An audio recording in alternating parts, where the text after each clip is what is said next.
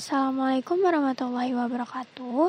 Perkenalkan, nama saya Dinda Diah Wulandari dengan nomor NIM 29022500029 dari Prodi Akuntansi, Fakultas Ekonomi dan Bisnis Universitas Pancasakti. Pada kali ini, saya akan membahas sedikit mengenai materi yang berkaitan tentang perpajakan. Untuk itu, langsung saja, mari kita mulai. Untuk selanjutnya, materi yang akan dibahas yaitu yang pertama adalah dasar-dasar perpajakan, yang kedua, timbulnya pajak terutang, yang ketiga, jenis-jenis pajak penghasilan, dan yang keempat, pajak bumi dan bangunan.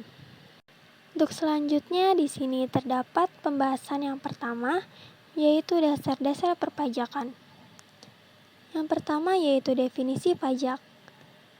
Berdasarkan Kamus Besar Bahasa Indonesia, pajak adalah pungutan wajib, umumnya berupa uang yang harus dibayar oleh penduduk sebagai sumbangan atau pemberian kepada pemerintah negara, dan erat kaitannya dengan pendapatan, harga beli barang, pemilikan, dan hal lainnya. Sedangkan, berdasarkan Undang-Undang Ketentuan Umum dan Tata Cara Perpajakan atau UU KUP, pajak ini adalah kontribusi wajib kepada negara yang terutang oleh orang pribadi atau badan yang bersifat memaksa berdasarkan undang-undang dengan tidak mendapatkan imbalan secara langsung dan digunakan untuk keperluan negara bagi sebesar-besarnya kemakmuran rakyat. Dan di sebelah kanan itu terdapat unsur-unsur dari pajak. Unsur yang pertama adalah subjek pajak. Subjek pajak ialah orang pribadi atau lembaga yang dituntut untuk melaksanakan kewajiban perpajakan. Unsur yang kedua yaitu wajib pajak adalah subjek pajak yang sudah memiliki kewajiban dan dianggap layak untuk membayar pajak. Mereka mendapatkan beban pungutan pajak dan wajib membayarnya. Jika tidak, maka wajib pajak ini dapat dikenai sanksi atau denda dengan besaran yang telah ditentukan oleh pemerintah. Unsur yang ketiga yaitu ada objek pajak, ialah benda atau jasa yang dikenakan pajak atau yang harus dibayarkan pajaknya. Unsur yang keempat yaitu tarif pajak, ialah nominal yang harus dibayarkan oleh wajib pajak atas benda atau jasa yang terbebani pajak atau objek pajak. Selanjutnya yang kedua yaitu landasan hukum pajak. Hukum pajak ini terdapat pada yang pertama itu Pasal 23A Undang-Undang Dasar Negara Republik Indonesia tahun 1945. Yang kedua, Undang-Undang Ketentuan Umum dan Tata Cara Perpajakan yang diatur dalam Undang-Undang Nomor 6 Tahun 1983 dan diperbarui oleh Undang-Undang Nomor 16 Tahun 2000. Yang ketiga, Undang-Undang Pajak Penghasilan atau PPH yang diatur dalam UU Nomor 7 Tahun 1983 dan diperbarui oleh Undang-Undang Nomor 17 Tahun 2000. Yang keempat yaitu Undang-Undang Pajak Pertambahan Nilai dan Pajak Penjualan yang diatur oleh UU Nomor 8 Tahun 1983 dan diganti menjadi UU Nomor 18 Tahun 2000. Yang kelima, Undang-Undang Penagihan Pajak dan Surat Paksa yang diatur dalam UU Nomor 19 Tahun 1997 dan diganti menjadi UU Nomor 19 Tahun 2000. Yang keenam, Undang-Undang Pengadilan Pajak yang diatur dalam UU Nomor 14 Tahun 2002. Yang ketujuh, Pasal 1 Angka 1 Undang-Undang Nomor 28 Tahun 2007 tentang hasil perubahan ketiga atas Undang-Undang Nomor 6 Tahun 1983 tentang ketentuan umum dan tata cara perpajakan. Dan yang terakhir yaitu Undang-Undang Nomor 16 Tahun 2009. Undang-Undang Nomor 6 Tahun 1983 tentang ketentuan umum dan tata cara perpajakan sebagaimana telah diubah beberapa kali terakhir dengan Undang-Undang Nomor 16 Tahun 2009. Untuk yang ketiga, di sini terdapat ciri-ciri pajak. Ciri-ciri pajak yang pertama yaitu pajak ini kontribusi yang wajib. Yang kedua, pajak bersifat memaksa. Yang ketiga, pajak itu dikelola atau dipungut pemerintah, baik pusat maupun daerah. Ciri yang keempat, pajak dipungut berdasarkan atau dengan kekuatan undang-undang serta aturan pelaksanaannya. Dan ciri yang kelima, pajak ini adalah sebagai anggaran pemerintah. Untuk selanjutnya yaitu yang keempat, fungsi pajak. Fungsi pajak ini terbagi menjadi dua, yaitu yang pertama adalah fungsi budgeter atau sumber keuangan negara. Dalam fungsi budgeter ini, pajak merupakan sumber penerimaan pemerintah untuk membiayai pengeluaran, baik rutin maupun pembangunan. Dengan demikian, fungsi pajak merupakan sumber pendapatan negara yang memiliki tujuan menyeimbangkan pengeluaran negara dengan pendapatan negara. Dan untuk fungsi yang kedua yaitu fungsi reguleran atau pengatur. Untuk fungsi reguleran ini, pajak sebagai alat untuk mengatur atau melaksanakan kebijakan pemerintah dalam bidang sosial dan ekonomi, serta mencapai tujuan-tujuan tertentu di luar bidang keuangan. Untuk selanjutnya, yang kelima yaitu tata cara pemungutan pajak. Tata cara pemungutan pajak ini terbagi menjadi tiga, yaitu yang pertama adalah stelsel pajak, yang kedua asas pemungutan pajak, yang ketiga sistem pemungutan pajak. Dan untuk stelsel pajak ini dibagi lagi menjadi tiga, yaitu stelsel nyata atau real, yang artinya didasarkan pada objek yang sesungguhnya terjadi. Untuk yang kedua yaitu stelsel anggapan atau fiktif. Ini didasarkan pada suatu anggapan yang diatur oleh undang-undang. Dan yang ketiga stelsel campuran, yaitu kombinasi antara stelsel nyata dan stelsel fiktif. Untuk yang kedua yaitu asas pemungutan pajak yang terbagi menjadi tiga. Yang pertama yaitu asas domisili, yang artinya negara berhak mengenakan pajak atas seluruh penghasilan wajib pajak yang bertempat tinggal di wilayahnya. Untuk yang kedua yaitu asas sumber.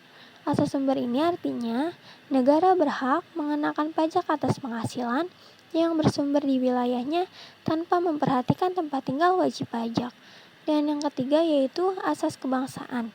Artinya pengenaan pajak dihubungkan dengan kebangsaan suatu negara.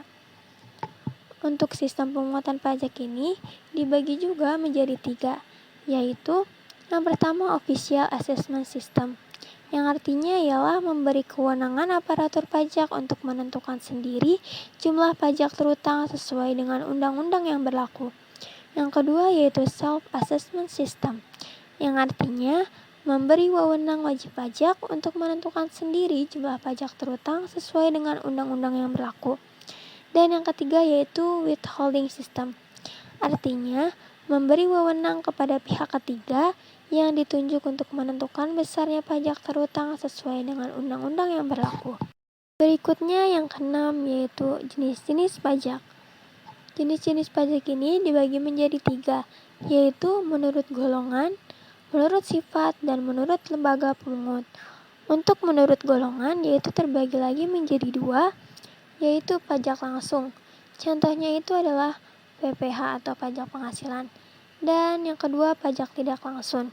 Contohnya yaitu PPN atau pajak pertambahan nilai.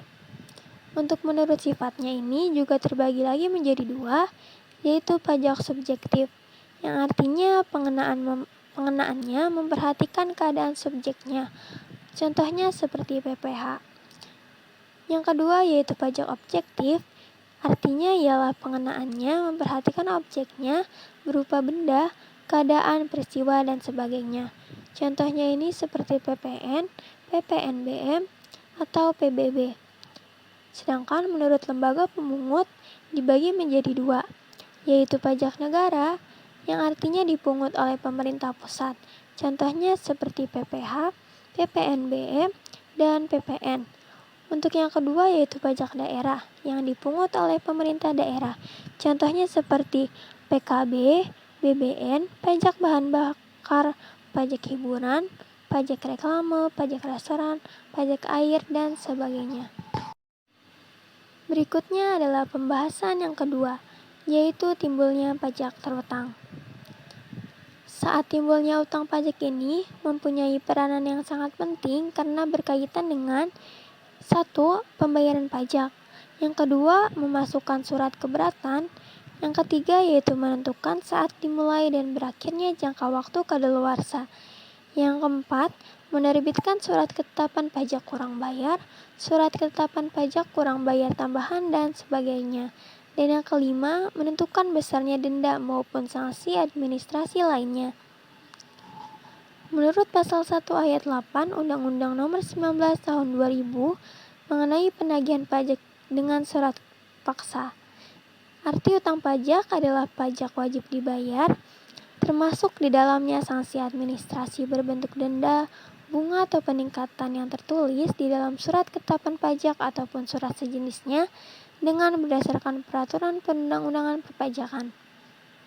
Timbulnya pajak terutang ini terdapat dua ajaran atau teori yang mengatur timbulnya utang pajak atau saat pengakuan adanya pajak, yaitu yang pertama adalah ajaran atau teori material, yang kedua yaitu ajaran atau teori formil. Untuk ajaran atau teori material, yaitu utang pajak ini timbul dengan sendirinya karena terpenuhinya ketentuan-ketentuan yang disyaratkan dalam undang-undang atau karena tatbestan, yaitu rangkaian dari keadaan-keadaan, perbuatan-perbuatan, dan peristiwa-peristiwa yang dapat menimbulkan utang pajak. Perbuatan ini artinya, contohnya yaitu mendirikan bangunan, melakukan kegiatan ekspor-impor, serta berpergian ke luar negeri. Untuk yang kedua, keadaan, yaitu seperti memiliki tanah atau bumi, memperoleh penghasilan, serta memiliki kendaraan bermotor. Untuk yang ketiga, peristiwa atau kejadian, contohnya yaitu mendapat hadiah undian. Jadi, dalam ajaran ini seseorang akan aktif menentukan apakah dirinya dikenakan pajak atau tidak, sesuai dengan peraturan perpajakan yang berlaku. Dan ajaran ini juga konsisten dengan penerapan self-assessment system.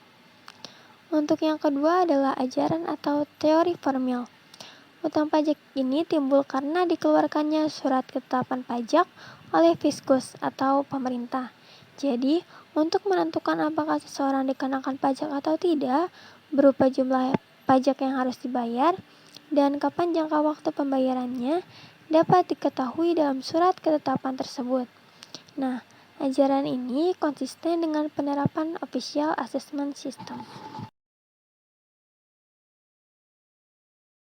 Untuk berikutnya, utang pajak akan berakhir atau terhapus jika terjadi hal-hal sebagai berikut. Yang pertama, pembayaran atau pelunasan. Yang kedua, kompensasi. Di sini terbagi menjadi dua, yaitu kompensasi kerugian dan yang kedua kompensasi kelebihan pembayaran pajak. Yang ketiga yaitu kadaluarsa. Yang keempat, pembebasan, dan yang kelima, penghapusan.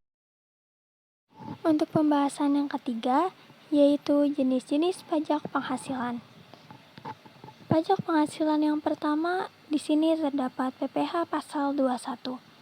Pengertiannya, PPh pasal 21 adalah pemotongan pajak atas penghasilan sehubungan dengan pekerjaan, jasa atau kegiatan dengan nama dan dalam bentuk apapun yang diterima atau diperoleh wajib pajak orang pribadi dalam negeri, wajib dilakukan oleh pemberi kerja, bendahara pemerintah, dana pensiun, badan, perusahaan, dan penyelenggara kegiatan. Untuk subjek pajak dalam PPh pasal 21, yaitu penerima penghasilan yang dipotong PPh pasal 21 adalah orang pribadi dalam negeri yang menerima atau memperoleh penghasilan sehubungan dengan pekerjaan, jasa, dan kegiatan termasuk penerima pensiun yang terdiri atas yang pertama itu pegawai tetap, yang kedua penerima uang pesangon atau pensiun, yang ketiga pegawai tidak tetap atau tenaga kerja lepas, pemagang dan calon pegawai, yang keempat anggota dewan komisaris atau dewan pengawas, 5 bukan pegawai, yang keenam mantan pegawai, dan yang ketujuh peserta kegiatan yang menerima atau memperoleh penghasilan sehubungan dengan keikutsertaannya. Untuk berikutnya di sini terdapat pihak pemotong pajak. Pihak pemotong atau perusahaan atau pemberi kerja yang menyetorkan atau membayarkan PPh 21 yang dipotong dari wajib pajak orang pribadi yang memperoleh penghasilan kena pajak tersebut ke kas negara. yang terdiri dari pemberi kerja, bendahara, badan penyelenggara jam sostek atau dana pensiun, orang pribadi yang melakukan pekerjaan bebas, dan penyelenggara kegiatan. Untuk objek pajak PPh pasal 21 yaitu penghasilan yang diterima atau diperoleh pegawai tetap, baik berupa penghasilan yang bersifat teratur maupun tidak teratur. Yang kedua yaitu penghasilan yang diterima atau diperoleh penerima pensiun secara teratur berupa uang pensiun atau penghasilan sejenisnya. 3. Penghasilan sehubungan pemutusan hubungan kerja dan penghasilan sehubungan dengan pensiun yang diterima secara sekaligus berupa uang pesangon, uang manfaat pensiun, tunjangan hari tua atau jaminan hari tua, dan pembayaran lain sejenis. Yang keempat, penghasilan pegawai tidak tetap atau tenaga kerja lepas berupa upah harian, upah mingguan, upah satuan, upah borongan atau upah yang dibayarkan secara bulanan. Yang kelima, imbalan kepada bukan pegawai antara lain berupa honorarium, komisi, fee, dan imbalan sejenisnya dengan nama dan dalam bentuk apapun sebagai imbalan sehubungan dengan pekerjaan, jasa, dan kegiatan yang dilakukan. Yang terakhir, imbalan kepada peserta kegiatan antara lain berupa uang saku, uang representasi, uang rapat, honorarium, hadiah atau penghargaan dengan nama dan dalam bentuk apapun, dan imbalan sejenis dengan nama apapun. Berikutnya yaitu tarif pajak. Berdasarkan pasal 17 ayat 1 huruf A UU PPh nomor 36 tahun 2008, perhitungan tarif pajak pribadi menggunakan tarif progresif atau sama halnya dengan tarif PPh pasal 21 dengan ketentuan besar tarif adalah 5% untuk penghasilan sampai dengan 50 juta rupiah per tahun, 15% untuk penghasilan 50 juta rupiah sampai 250 juta rupiah per tahun, 25% untuk penghasilan 250 juta rupiah sampai 500 juta rupiah per tahun, 30% untuk penghasilan 500 juta rupiah sampai 5 miliar per tahun, 35% untuk penghasilan di atas 5 miliar per tahun dalam kurung aturan terbaru dalam UU HPP. Dan untuk WP yang tidak memiliki NPWP atau nomor pokok wajib pajak dikenakan tarif 20% lebih tinggi dari mereka yang memiliki NPWP. Untuk berikutnya yaitu PPh pasal 22. Pengertiannya, PPh pasal 22 yaitu pajak yang dikenakan kepada badan-badan usaha tertentu, baik milik pemerintah maupun swasta yang melakukan kegiatan perdagangan ekspor, impor, dan reimpor. Menurut UU Pajak Penghasilan atau PPh nomor 36 tahun 2008, pajak penghasilan pasal 22 adalah bentuk pemotongan atau pemungutan pajak yang dilakukan satu pihak terhadap wajib pajak dan berkaitan dengan kegiatan perdagangan barang. Untuk objek pajaknya, yaitu impor barang dan ekspor, kegiatan impor dan ekspor barang yang dilakukan eksportir atau barang atau komoditas. Yang kedua, pembayaran atas pembelian barang yang dilakukan oleh bendahara pemerintah dan kuasa pengguna anggaran atau KPA sebagai pemungut pajak. Yang ketiga, pembayaran atas pembelian barang yang dilakukan dengan mekanisme uang persediaan atau UP yang dilakukan oleh bendahara pengeluaran. Yang keempat, pembayaran atas pembelian barang kepada pihak ketiga. 5. Pembayaran atas pembelian barang untuk BUMN atau objek PPh 22 BUMN. Yang keenam, penjualan hasil produksi kepada distributor. 7. Penjualan kendaraan bermotor. 8. Penjualan migas. 9. Pembelian bahan-bahan dari pedagang pengumpul. Dan yang ke-10, penjualan barang yang tergolong sangat mewah. Untuk berikutnya, di sini terdapat daftar pemungut pajak dalam PPh pasal 22 yang berdasarkan Peraturan Menteri Keuangan Nomor 16 PMK titik 010 2016. Untuk berikutnya adalah tarif pajak. Tarif pajak atas impor yang pertama yang menggunakan angka pengenal importir atau API sama dengan 2,5% dikali nilai impor. Yang kedua, non-API sama dengan 7,5% dikali nilai impor. Yang ketiga, yang tidak dikuasai sama dengan 7,5% dikali harga jual lelang. Dan atas pembelian barang yang dilakukan oleh DJPB, bendahara pemerintah, BUMN atau BUMD, dikenakan 1,5% dikali harga pembelian. Ini tidak termasuk PPN dan tidak final. Selanjutnya, atas penjualan hasil produksi ditetapkan berdasarkan keputusan Direktur Jenderal Pajak, yaitu yang pertama adalah kertas, sama dengan 0,1% dikali DPP PPN. Yang kedua adalah semen, sama dengan 0,25% dikali DPP PPN.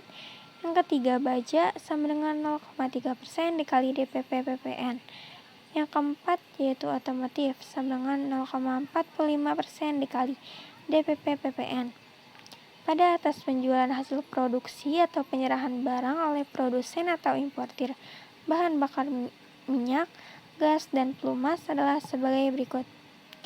Pungutan PPh pasal 22 kepada penyalur atau agen bersifat final. Selain penyalur atau agen bersifat tidak final. Selanjutnya, atas pembelian bahan-bahan untuk keperluan industri atau ekspor dari pedagang pengumpul ditetapkan sama dengan 0,25% dikali harga pembelian, tidak termasuk PPN. Atas impor kedelai, gandum, dan tepung terigu oleh importir yang menggunakan EPI sama dengan 0,5% dikali nilai impor.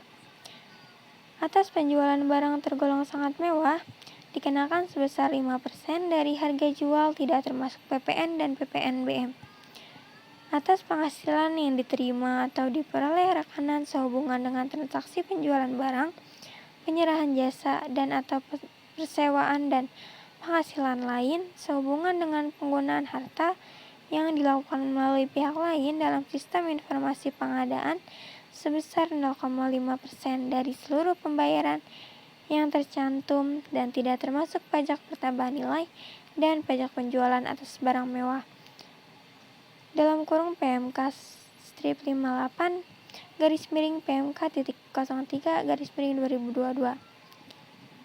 Pihak lain untuk melakukan pemungutan, penyetoran, dan atau pelaporan pajak penghasilan atas penjualan emas perhiasan dan atau emas batangan, yaitu sebesar 0,25% dari harga jual emas perhiasan dan atau harga jual emas batangan. Ini terdapat dalam PMK strip 48/PMK.03/2023. Untuk jenis pajak penghasilan yang berikutnya yaitu PPh pasal 23. Pengertiannya, PPh pasal 23 adalah pajak yang dipungut atau dipotong atas penghasilan yang diterima atau diperoleh WP atau wajib pajak, orang pribadi atau badan, dan bentuk usaha tetap yang berasal dari modal, penyerahan jasa atau hadiah dan penghargaan penyelenggaraan selain yang telah dipotong PPh pasal 22. Untuk subjek pajaknya terbagi menjadi dua, yaitu wajib pajak dalam negeri, orang pribadi atau badan. Yang kedua bentuk usaha tetap atau BUT. Untuk pemotong, penyetor, dan pelapor pajak yaitu badan pemerintah, subjek pajak badan dalam negeri, penyelenggara kegiatan, bentuk usaha tetap, perwakilan perusahaan negeri lainnya, dan wajib pajak orang pribadi dalam negeri tertentu yang ditunjuk Direktur Jenderal Pajak atau DJP. Berikutnya terdapat objek pajak.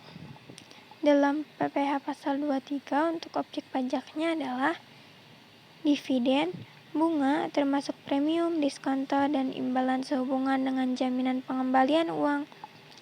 Yang ketiga royalti. Yang keempat, hadiah, penghargaan, bonus, dan sejenisnya yang berasal dari penyelenggara kegiatan sehubungan dengan pelaksanaan kegiatan selain yang telah dipotong PPh 21. Selanjutnya, sewa dan penghasilan lain yang berkaitan dengan penggunaan harta, kecuali sewa tanah atau bangunan. Sewa dan penghasilan lain sehubungan dengan penggunaan harta yang telah dikenai pajak penghasilan pasal 4 ayat 2. Selanjutnya, imbalan sehubungan dengan jasa teknik, jasa manajemen, jasa konstruksi, jasa konsultan, dan jasa lain selain jasa yang telah dipotong PPh pasal 21. Untuk tarif pajak dalam PPh pasal 23 yaitu tarif 15% dari jumlah bruto atas sesuai UU HPP, bunga royalti dan hadiah, penghargaan, bonus, dan sejenis selain yang telah dipotong PPh pasal 21. Yang kedua, untuk tarif 2% dari jumlah bruto atas sewa dan penghasilan lain sehubungan dengan penggunaan harta, kecuali sewa dan penghasilan lain sehubungan dengan penggunaan harta yang telah dikenai pajak penghasilan pasal 4 ayat 2. Dan kedua, yaitu imbalan sehubungan dengan jasa teknik, jasa manajemen, jasa konstruksi, jasa konsultan, dan jasa lain selain jasa yang telah dipotong PPh pasal 21. Untuk selanjutnya di sini terdapat PPh pasal 24. Pengertiannya adalah pajak yang dibayar atau terutang di luar negeri atas penghasilan dari luar negeri yang diterima atau diperoleh wajib pajak dalam negeri, di mana pembayaran pajaknya bisa dikreditkan terhadap total pajak penghasilan terutang dalam 1 tahun pajak.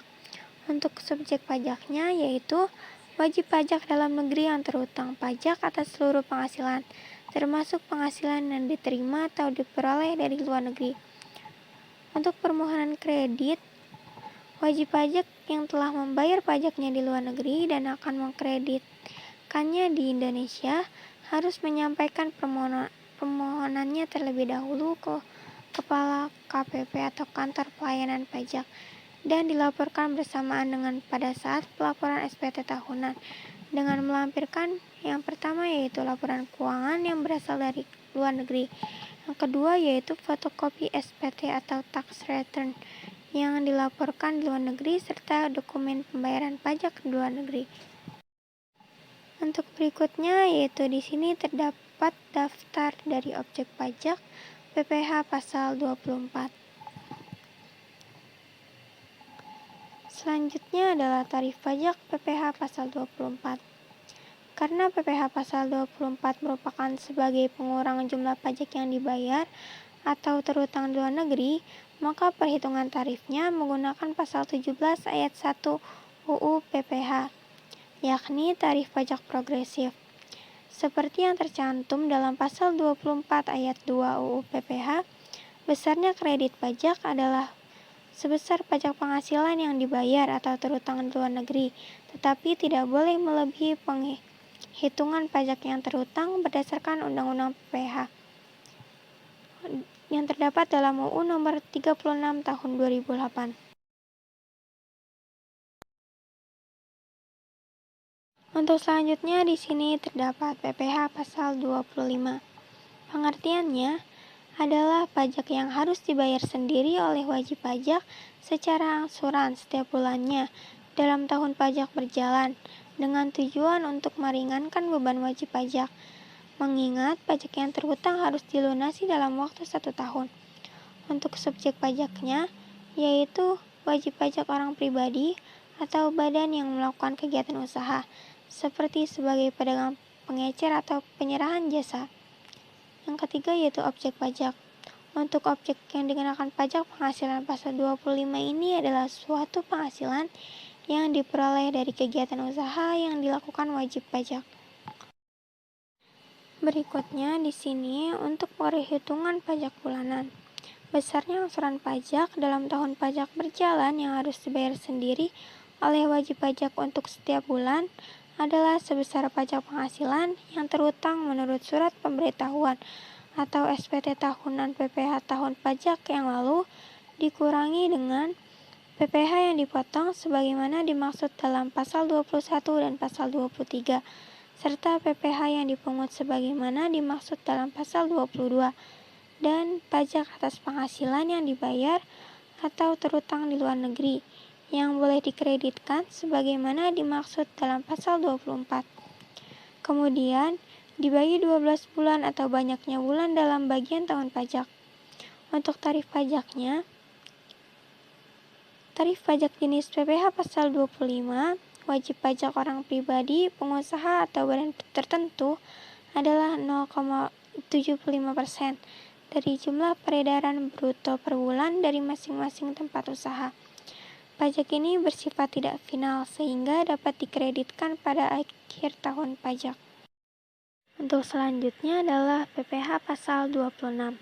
Pengertiannya ialah pajak penghasilan yang dikenakan atas penghasilan yang diterima wajib pajak luar negeri dari Indonesia. Selain BUT dari pemerintah, subjek pajak dalam negeri, penyelenggara kegiatan, dan perwakilan perusahaan luar negeri. Untuk subjek pajaknya adalah wajib pajak luar negeri selain bentuk usaha tetap atau BUT di Indonesia.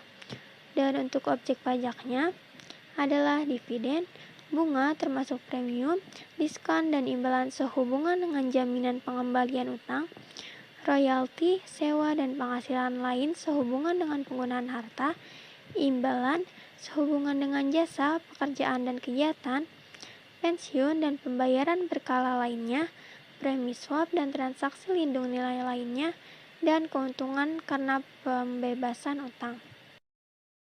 Berikutnya untuk tarif pajak, yaitu tarif yang dikenakannya adalah 20% untuk setiap jenis penghasilan yang dikenakan PPh pasal 26 atau sesuai dengan persetujuan penghindaran pajak berganda atau P3B antar negara atau tax treaty.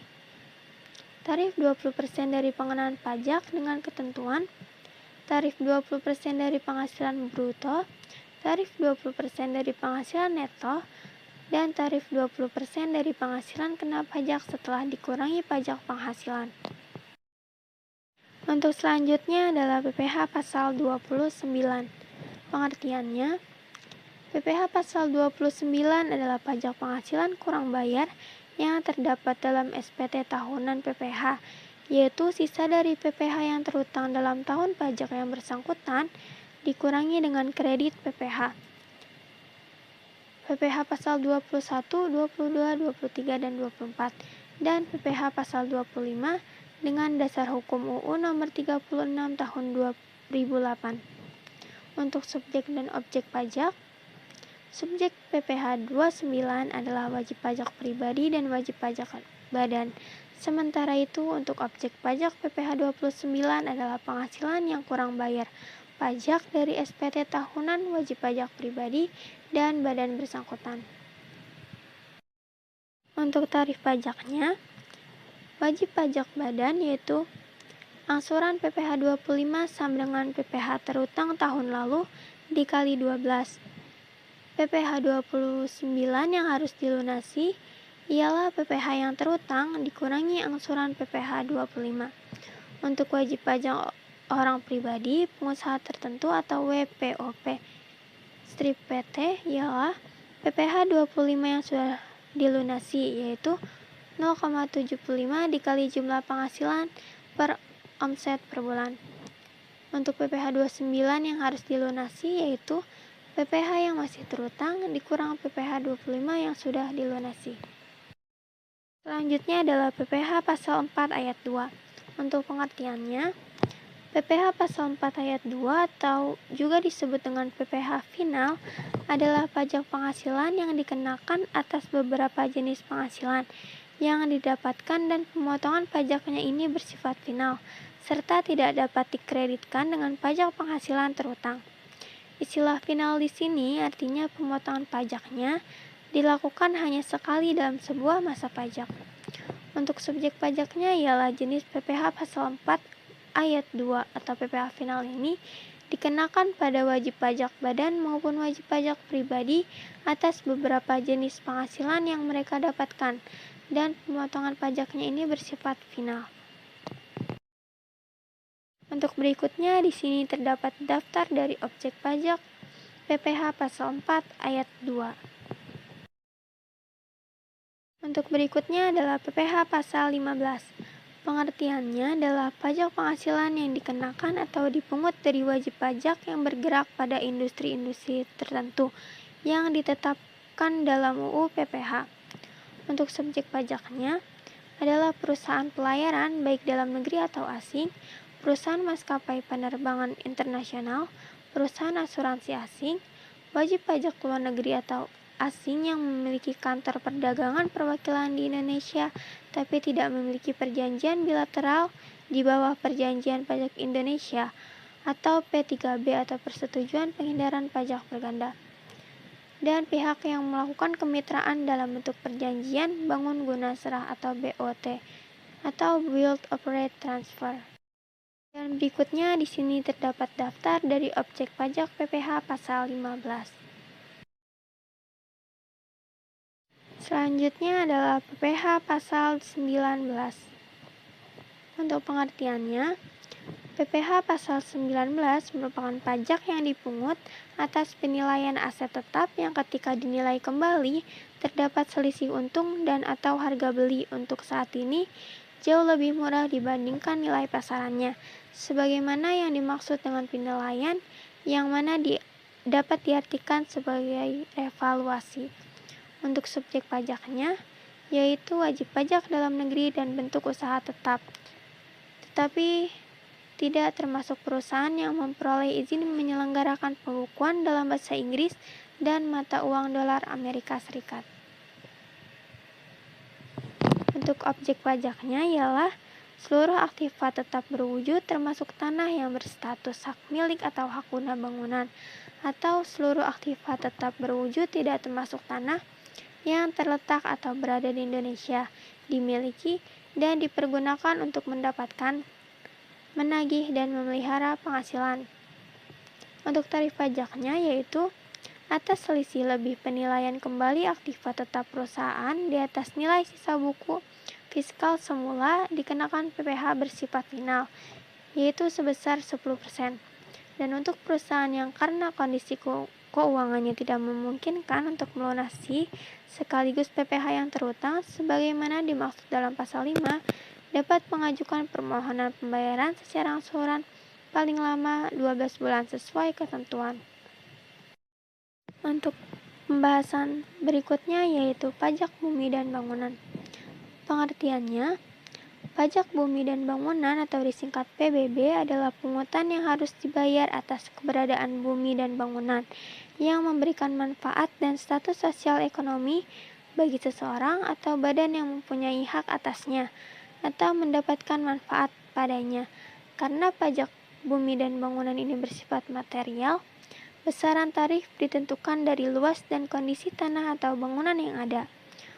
Untuk dasar hukumnya terdapat pada Undang-Undang Nomor 12 Tahun 1985 tentang pajak bumi dan bangunan sebagaimana telah diubah dengan Undang-Undang Nomor 12 Tahun 1994.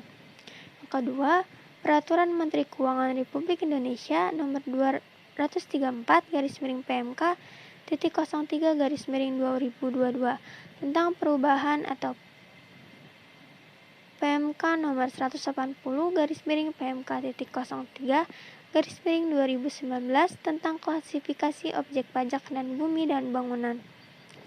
Yang ketiga, sejak berlakunya Undang-Undang Nomor 28 Tahun 2009 tentang pajak dan retribusi daerah, maka kewenangan dalam pemungutan pajak pajak bumi dan bangunan sektor pedesaan dan perkotaan atau PBBP 2 telah diserahkan ke pemerintah kabupaten atau kota. Yang terakhir, untuk PBB sektor pertambangan, perhutanan dan perkebunan, PBBP 3 masih di bawah wewenang pemerintah pusat melalui Direktorat Jenderal Pajak atau DJP. Selanjutnya, untuk subjek pajaknya adalah WP orang pribadi atau badan yang secara nyata mempunyai suatu hak atas bumi dan atau memperoleh manfaat atas bumi dan atau memiliki, menguasai dan atau memperoleh manfaat atas bangunan. Untuk objek pajaknya, objek bumi dalam pajak bumi dan bangunan meliputi sawah, ladang, kebun, tanah, pekarangan, dan tambang. Sedangkan objek bangunan dalam pajak bumi dan bangunan meliputi rumah tinggal, bangunan usaha, gedung bertingkat, pusat perbelanjaan, pagar mewah, kolam renang, jalan tol. Berikutnya adalah tarif pajak. Dalam Pasal 5 UU Nomor 12 Tahun 1985 dan Undang-Undang Nomor 12 Tahun 1994 tentang Pajak Bumi dan Bangunan atau PBB, tarif pajak yang dikenakan atas objek pajak adalah 0,5%. Dalam Pasal 6 UU Nomor 12 Tahun 1985 dan UU Nomor 12 Tahun 1994 Pasal 2 Ayat 3 atau KMA strip 523 garis miring KMK.04 tahun 1998 yang mengatur tentang dasar pengenaan PBB. Dan untuk dasar pengenaan PBB ini adalah nilai jual objek pajak atau NJOP. Untuk pengertian NJOP adalah harga rata-rata yang diperoleh dari transaksi jual beli yang terjadi secara wajar. Dan bila mana tidak terdapat transaksi jual beli, NJOP ini ditentukan melalui perbandingan harga dengan objek lain yang sejenis, atau nilai perolehan baru, atau nilai jual objek pajak pengganti. Ada banyak faktor yang dapat menentukan NJOP. Faktor itu adalah lokasi, pemanfaatan, bahan bangunan, teknik, serta kondisi lingkungan. Untuk berikutnya adalah nilai jual kena pajak atau NJKP. Menurut Pasal 6 Undang-Undang Nomor 12 Tahun 1985, UU Nomor 12 Tahun 1994, serta PP Nomor 25 Tahun 2002, dasar dari perhitungan pajak PBB adalah nilai jual kena pajak atau NJKP, yang berarti persentase tertentu dari nilai jual yang sebenarnya. Dalam KMK Nomor 201 garis miring KMK 04 garis miring 2000 terdapat ketentuan persentase NJKP sudah ditetapkan oleh pemerintah. Berikut ini rinciannya. Objek pajak perkebunan sebesar 40%, objek pajak pertambangan sebesar 40%, objek pajak kehutanan sebesar 40%, dan objek pajak lainnya seperti pedesaan dan perkotaan dilihat dari nilai NJOP-nya, yakni jika NJOP-nya lebih dari 1 miliar, persentase NJKP sebesar 40%, sedangkan jika NJOP-nya kurang dari 1 miliar, persentase NJKP sebesar 20%. Selanjutnya yaitu nilai jual objek pajak tidak kena pajak atau NJOPTKP. DNJOPTKP merupakan batas nilai jual objek pajak atas bumi dan bangunan yang tidak kena pajak. Besarnya NJOPTKP di masing-masing wilayah memang berbeda-beda. Namun, berdasarkan keputusan Menteri Keuangan Nomor 201 garis miring KMK.04 garis miring 2000 ditetapkan NJOPTKP yaitu untuk setiap daerah di kabupaten atau kota setinggi-tingginya senilai 12 juta rupiah.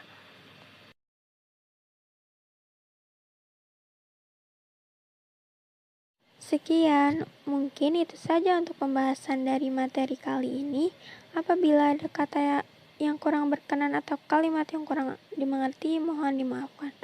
Wabillahi taufiq wal hidayah. Wassalamualaikum warahmatullahi wabarakatuh.